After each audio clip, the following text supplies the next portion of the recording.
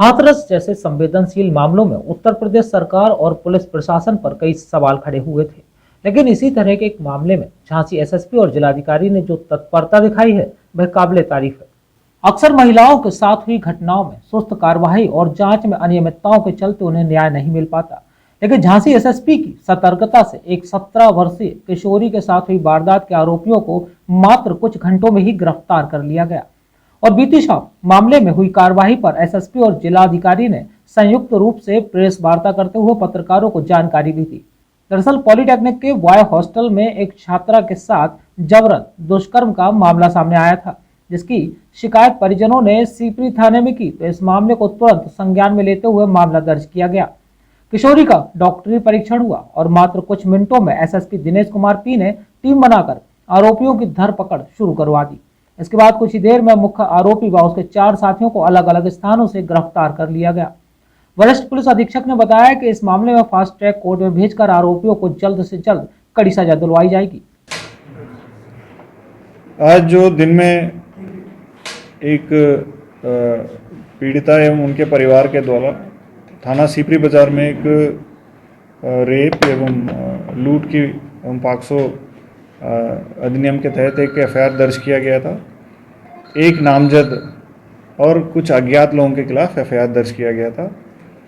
तत्काल सीपरी बाजार के थाने एवं स्वाट और सर्विलांस की टीम अलग अलग दिशाओं में विवेचना एवं जो वांटेड अपराधियों की गिरफ्तारी है तो तुरंत ही अभियान के रूप में चलाया गया है, जिसके चलते हम लोग अब तक 5 अपराधियों को तत्काल रूप से गिरफ्तार कर लिया है, जिसमें मुख्य आरोपी जिन्होंने पीड़िता के साथ जो बलात्कार किया उसका नाम रोहित सैनी है, वो पुलिस की गिरफ्त में आ चुके हैं। नामजद अभियुक्त भरत है, वो गिरफ्त में आ चुके हैं। इसके अतिरिक्त 3 अन्य लोग गिरफ्तारी हो चुके हैं। इसके साथ साथ इन सभी लोगों से हम लोग पूछताछ कर रहे हैं। 3 लोगों के नाम और प्रकाश में आया है, उनके भी गिरफ्तारी है। तो अलग अलग दिशाओं में 4 टीमें रवाना हो चुके हैं अब तक। वो भी अगले 24 घंटे के अंदर वो भी गिरफ्तार हो जाएंगे।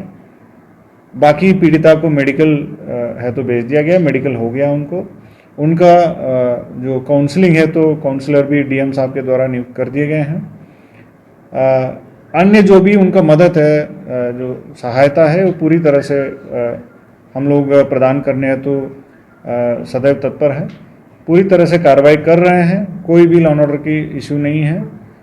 सारे प्रयास करके इनको सजा दिलाने, जल्द से जल्द इसको फास्ट ट्रैक कोर्ट में भी लेके सजा दिलाने की पूरा प्रयास की जाएगी। सर, किन धाराओं में मुकदमा दर्ज हुआ, कितने लोगों पे मुकदमा लिखा गया? इनके खिलाफ 376 डी, 395, 386, 323, 3/4 पॉक्सो अधिनियम, 66 D IT act, 120 B IPC के तहत मुकदमा दर्ज किया गया है।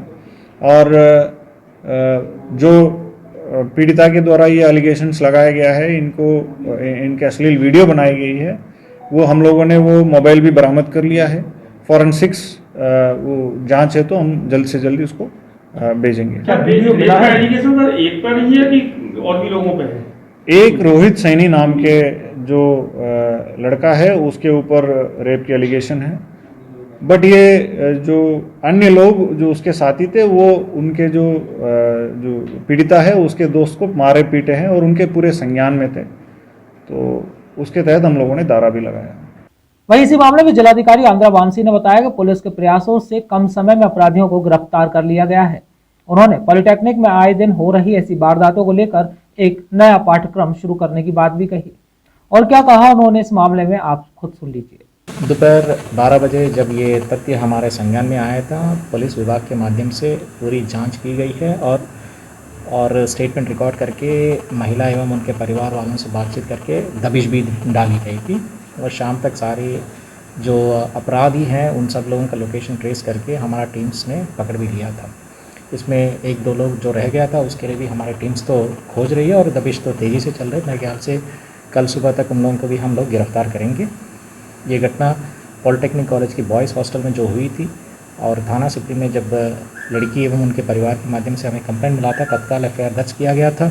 लड़की की उम्र 17 साल की है, शायद किसी कोचिंग सेंटर जाने के रास्ते पे ये सारी घटनाक्रम हुई थी।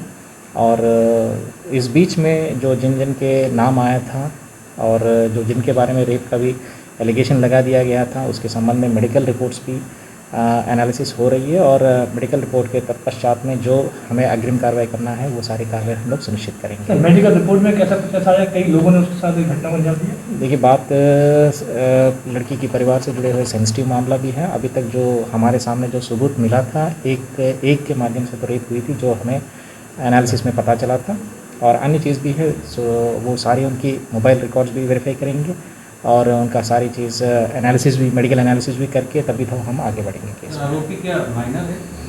आरोपी है 17 साल की लड़की।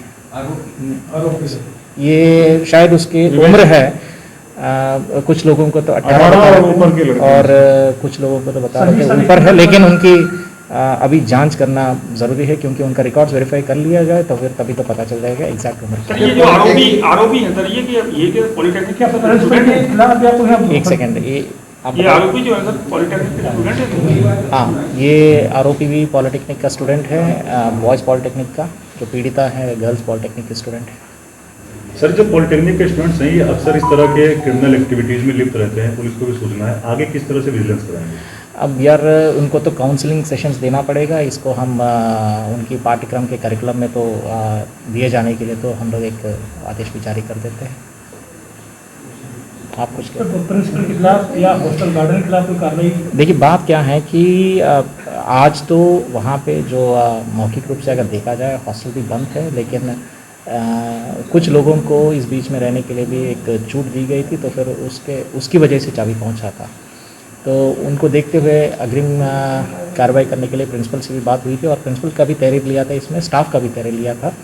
और मेरे ख्याल से भविष्य में ऐसे घटनाएं रिपीट ना होने के लिए, जैसे उन्होंने सुझाव दिया था कि पाठ्यक्रम पे इसका काउंसलिंग सेशन होना है, ये सारी चीज़ हम लोग सुनिश्चित करा देंगे। जो भी हो, पुलिस ने एक बड़ी वारदात को समय रहते सुलझाकर लोगों का विश्वास फिर से जीता है, और अगर इसका श्रेय झांसी के पुलिस और प्रशासन को दिया जाए तो गलत नहीं होगा।